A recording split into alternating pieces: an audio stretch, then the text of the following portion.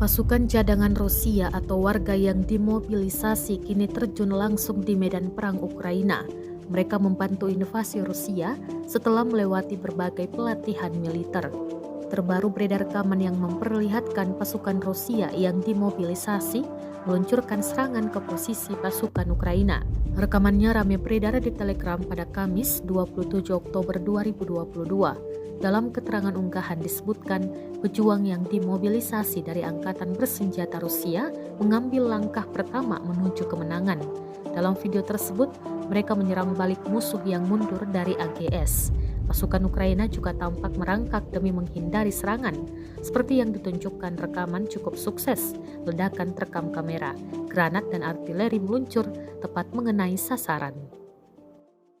Terima kasih sudah nonton. Jangan lupa like, subscribe, dan share ya.